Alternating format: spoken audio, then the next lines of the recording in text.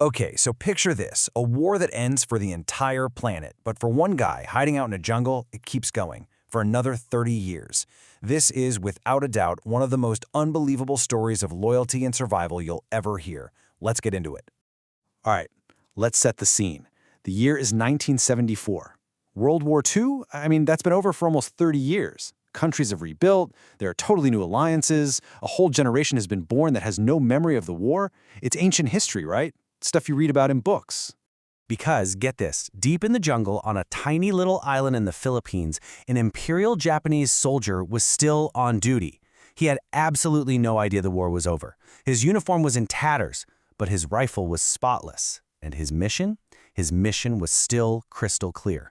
This is the story of Hiroo Onoda, a man pretty much frozen in time since 1944. Now you're probably asking, how on earth could this possibly happen? And to get that, we've got to rewind. We need to understand the world, the military culture that created a man like Hiroo Onoda, and it all boils down to one single unbreakable order. You have to understand, in the Japan of the 1930s, the culture was intensely militaristic. Kids were taught that dying for the emperor was the highest honor. The idea of surrender? It basically wasn't in their vocabulary. It was seen as the single greatest disgrace you could bring upon yourself and your family, way, way worse than death. This is the world that forged Onoda. And Onoda wasn't just any soldier. He was an elite intelligence officer trained at the super-secretive Nakano Military School. The really key thing to know about his training is that it was all about guerrilla warfare. He was taught to be a ghost, to operate alone behind enemy lines, to cause chaos, and to survive no matter what. And this is it. The single most important moment of his life. Right before he was sent to Lubang Island in the Philippines, his commanding officer, Major Taniguchi, gave him this direct order. And it wasn't just a command, it was a sacred promise. A promise that would dictate the next 29 years of his life. So, armed with that one order, Onoda starts his mission on Lubang Island. And just as the rest of the world is about to celebrate peace, he's just getting started on what would become his own long, lonely, and brutal 30-year war. So when the war finally ends in August 1945, the Allies are dropping leaflets from planes all over the Pacific, announcing Japan's surrender. Onoda and his 3 men, they find these leaflets, but his special training kicks in. He sees them as a trick, as clever enemy propaganda designed to lure them out. After all, his commander promised he would come back for him. No piece of paper was going to override that direct order. And then the years just start to tick by. This timeline, it really shows you the sheer isolation he must have felt. His small group just slowly withers away. In 1949, one guy has had enough and surrenders. 5 years later, another is killed in a shootout. And then, for another 18 years, it was just Onoda and one other man. Until 1972, when his last companion was killed. At that point, he was totally, utterly alone.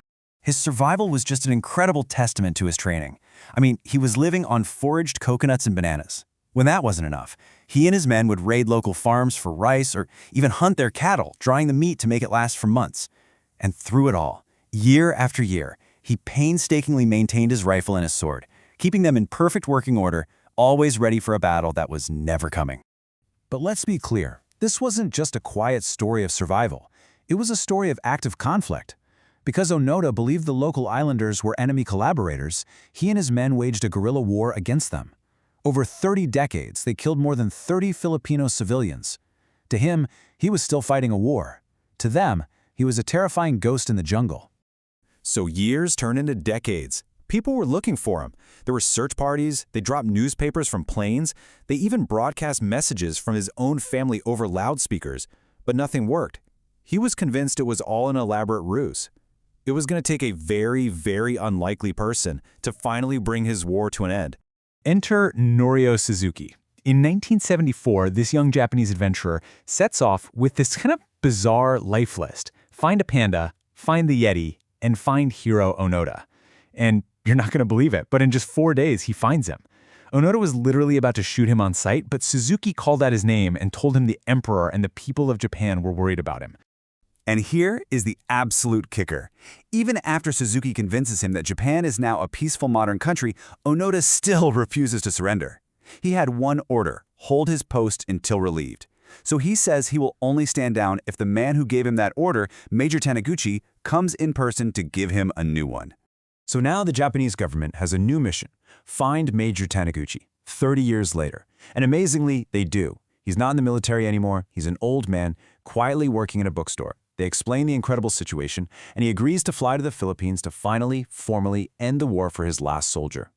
And this leads to one of the most surreal moments in modern history. Onoda, in his tattered uniform, snaps to attention and gives a perfect salute to his old commander. Major Taniguchi, now an elderly civilian, reads the official order to cease combat operations. Onoda then surrenders his sword. For him, in that moment, World War II was finally over. So Onoda returns to a world that is completely alien to him. I mean, what happens to a soldier when his war is over? But that war was his entire adult life. Just think about this for a second. He arrived on that island a young man of 22. He left it as a 52-year-old. The entire prime of his life, friendships, the chance for a family, all of it was just gone. Sacrificed for an order he received decades earlier. When he got back to Japan, he was treated like a living legend, a national hero embodying old world duty. But he couldn't adjust. Modern Japan just wasn't the country he'd been fighting for. He ended up moving to Brazil to become a cattle rancher. But in what I think is a really touching act, he returned to Lubang in 1996, not as a soldier, but to donate money to the local community, to try and atone for the pain he caused. And that really leaves us with the big question of his incredible life, doesn't it? Was Hiroo Onoda the ultimate symbol of loyalty and duty, a soldier who kept his promise against all odds? Or was his just a tragic story of a life consumed and lost to a war that the rest of the world had long forgotten? It's really something to think about.